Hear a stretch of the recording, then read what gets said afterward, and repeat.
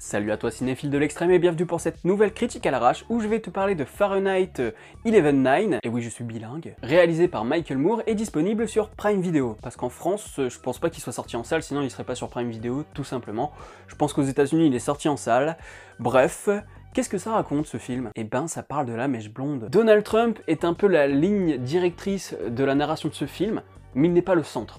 Voilà, on l'aborde, mais on explique comment il est arrivé au pouvoir, qu'est-ce qui se passe depuis qu'il est au pouvoir et qu'est-ce qui pourrait se passer par la suite. Et ça a pas l'air très cool. C'est un film sur la politique et la société américaine, donc tu te doutes bien que parfois va transparaître certaines de mes opinions politiques. T'as le droit de pas être d'accord avec ce que je raconte, hein, je dis pas le contraire, mais voilà, là aujourd'hui, ça va balancer du lourd, hein, ou pas d'ailleurs. C'est un bon film qui n'atteint pas Bowling for Columbine par exemple, où là t'avais ne serait-ce que cette scène animé où on t'explique l'obsession des Américains pour les armes depuis la création même des États-Unis, tu dis bon, d'accord, enfin il t'explique pas les armes, il t'explique la peur qui entraîne le fait qu'ils aient des armes tout le temps les gars. Et donc là dans ce film, t'as un peu moins de trucs un peu ouf, t'as toujours ce côté Michael Moore qui se met en scène et ça j'aime beaucoup parce que certes, c'est pas un documentaire qui est là pour te faire une objectivité, il y a quand même de la subjectivité, mais disons que Michael Moore n'est pas non plus en mode fake news. C'est-à-dire que oui, il va te donner son point de vue, mais il va pas te cacher des choses. C'est-à-dire que j'ai vu le Capitalism A Love Story, à la fin du film c'était quand même « ouais Obama, on y croit tous », et dans ce film, eh bien, il n'hésite pas à un moment à dire que Obama, il a fait un peu de la merde concernant l'intoxication au plomb dans la ville de Flint. Donc il y a toujours le point de vue de ce mec qui est profondément de gauche, ça c'est clair et net, ce qui fait pas de mal hein, quand tu veux voir les États-Unis, parce que avoir un regard constant sur les États-Unis avec une vision très erroné, avec ce côté très capitaliste, du genre « Oh ouais, make America great again, oh ouais, le rêve américain et tout », et ben Michael Moore ça fait plaisir, ça fait du bien par le mal quand même. Hein. Parce qu'il est quand même en train de te montrer que les États-Unis c'est pas ce qu'on veut montrer nécessairement, notamment justement, je reviens sur Obama. Nous, on a toujours la vision de Obama qui est « Ouais, Obama, putain, c'est un sauveur et tout », alors je remets pas en cause hein, ce qu'il a fait, mais les trucs qui étaient plutôt négatifs, on les a rarement mis en lumière, voilà. Donc, Michael Moore est là pour rétablir un peu un équilibre, alors qu'il est de gauche. Donc, à mon avis, encore plus de gauche que Obama, parce que disons que Michael Moore est plus proche de Bernie Sanders.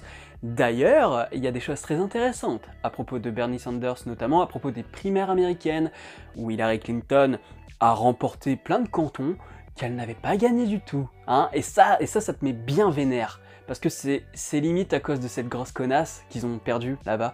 Parce que tout le monde était pour Bernie Sanders, chez les démocrates, et puis c'est Hillary qui est passée frauduleusement, hein, il faut quand même le rappeler, hein, et c'est ça qui est beau là avec l'Amérique, hein, c'est que tu peux frauder mais à mort, juste parce que des mecs ont dit « Ouais mais non attends, les 55 cantons là », enfin c'est pas des cantons, hein, je sais plus ce que c'est exactement, mais c'est l'équivalent. Les 55 là, ils ont dit « On vote pour Bernie », 55 sur 55, hein, c'est beaucoup quand même, dans tout un état. Et ils ont dit Hillary Clinton a été élue là-bas ». Non, on a plusieurs sujets. On a ce sujet sur Bernie Sanders, on a le sujet sur la tuerie dans le lycée, là, avec tous les lycéens qui se sont mis en œuvre pour créer une association contre les armes. Et donc là, c'est intéressant parce que on arrive à faire la connexion avec Bowling for Columbine, et ce film permet plein de connexions avec d'autres films, hein, genre Capitalism A Love Story, et ben j'ai vu des connexions avec celui-là aussi. On a aussi la contamination au plomb à Flint, et donc là on a encore une référence à Capitalism A Love Story, parce que Flint, comme c'est sa ville natale, ça revient souvent dans le débat, à chaque fois il essaye de montrer Flint un peu comme, disons, la représentation de la middle class américaine. Alors on appelle encore ça la middle class, mais honnêtement ça s'appelle des pauvres. Il n'y a pas d'autre mot, hein. C'est pas la classe moyenne ça, hein. Enfin, c'est la classe moyenne actuelle, c'est-à-dire que c'est une classe moyenne qui crève la dalle, donc voilà, ça te met encore bien vénère. Et j'aime bien les raisonnements semi-absurdes de ce film, c'est-à-dire qu'au début du film, t'as quand même Michael Moore qui explique que si Trump est arrivé au pouvoir, c'est à cause de, tenez-vous bien, Gwen Stefani. Quand tu vois le film et qu'il t'explique ça, tu te dis « Mais attends, il est parti où lui? Ça fait 5 minutes que je regarde le film, il me parle déjà d'un truc complètement chelou. » Donc c'est drôle, et en même temps, c'est pas totalement faux. C'est-à-dire que, par le biais de Gwen Stefani, il y a des choses qui se sont accumulées, ça a entraîné une chose qui en a entraîné une autre, et donc du coup, on est arrivé à ce résultat-là. Mais comme on a plusieurs sujets, c'est un peu décousu. On va te parler de ça, puis on va te parler de ça. Il essaye de faire un rapport, mais le rapport est tellement pas significatif, en tout cas dans le film, que tu comprends pas toujours la transition.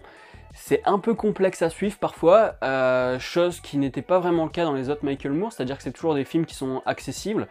Et là, j'avais un peu de mal, je me suis dit, oula, c'est quand même un peu complexe. Après, faut dire quand même que c'est aussi un film qui s'adresse principalement aux Américains, donc eux, ils sont conscients, plus ou moins, parce qu'il y a quand même aussi des gros débiles là-bas, de la manière dont fonctionne leur politique, ils sont au courant des actualités de leur pays.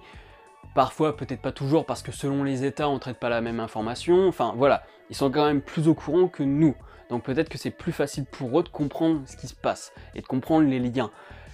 Et aussi, eh bien, c'est un film qui est à la fois pessimiste et optimiste. Pessimiste, fallait s'en douter avec Trump au pouvoir. Pessimiste parce qu'il montre des trucs, mais hallucinants, quoi. C'est-à-dire que l'intoxication au plomb, là, à Flint, c'est un truc qui dure depuis des années. T'as Obama qui débarque, là, il se fout de la gueule du monde, alors que il est quand même vu comme un sauveur et tout. C'est-à-dire que même là c'est très intéressant dans le montage et dans la manière dont sont fabriquées les images. C'est-à-dire que on a une musique genre « Ouais, il arrive comme un sauveur, ouais, il vient nous aider et tout », et puis il fait sa petite vanne, il s'en va, et alors là, le film bascule. C'est-à-dire qu'on passe de l'optimisme, du genre « Notre sauveur est là », à « Pouh, ah ouais, il s'est bien foutu de notre gueule ». Donc, il y a ce côté très pessimiste où genre, t'as l'impression qu'on peut rien faire, mais d'un autre côté, il renverse la situation constamment. Et il renverse cette situation constamment dans les deux sens, c'est-à-dire qu'il va passer de l'optimisme au pessimisme et du pessimisme à l'optimisme. Pareil avec les adolescents. Les adolescents, on se dit putain, Bowling for Columbine, c'était il y a 16 ans, c'était en 2002 je crois ce film-là, on est toujours au même point, mais il y a ces jeunes qui vont essayer de faire des choses, ces jeunes galèrent de ouf, on leur met des bâtons dans les roues, mais finalement c'est un espoir, voilà, et puis le sujet termine sur, oui, ils sont là pour aider le monde, quoi, enfin, j'exagère, mais pour aider la société, quoi, en tout cas. On a du pessimisme dans le sens, oui, on pourrait finir dans un régime totalitaire, même si c'est déjà un peu le cas, hein, de la manière dont tu le comprends dans le film. Mais on a aussi l'optimisme dans le sens où t'as des nouvelles figures, notamment de la gauche, enfin des démocrates, mais eux, démocrates de gauche, donc démocrates socialistes, qui ont gagné les élections à New York il n'y a pas longtemps, comme ils avaient pris en exemple, waouh, la première femme musulmane, waouh, la première femme hispanique, enfin d'origine hispanique, etc.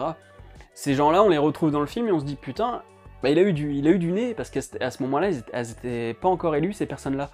Et donc, c'est les nouvelles figures, donc c'est un espoir face à ce totalitarisme-là qui fout un peu la merde. Et Michael Moore mâche pas ses mots. Ouais, parce qu'il va assez loin, suffisamment pour dire qu'il y a peut-être moyen qu'il ait fait joujou avec le minou de sa fille, hein, carrément. Mais en même temps, tu peux pas lui donner tort, parce que c'est-à-dire que il y a tellement de choses très cheloues avec sa fille, des trucs où il dit ah, si c'était pas ma fille, bah je lui mettrais une cartouche, ouais ma fille a toujours été plantureuse, enfin je sais pas, en vrai il doit se branler sur sa meuf, enfin sur sa fille quoi. Et, et donc lui il hésite pas à faire des allusions comme ça en disant ouais ça se trouve Trump il baise avec sa fille, claque comme ça, tu fais oh putain le bâtard.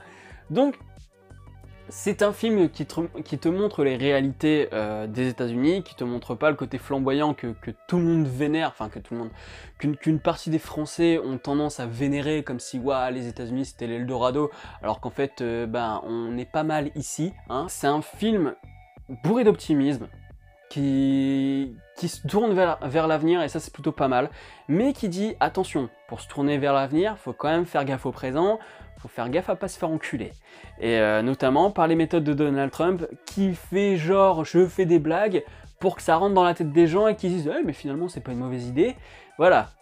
Donald Trump n'est pas un débile, hein, contrairement à ce qu'on peut penser, c'est un putain d'entrepreneur et ben, il gouverne plutôt bien les masses. Si j'ai une note à lui donner sur Watch, ben, c'est très bon, voilà.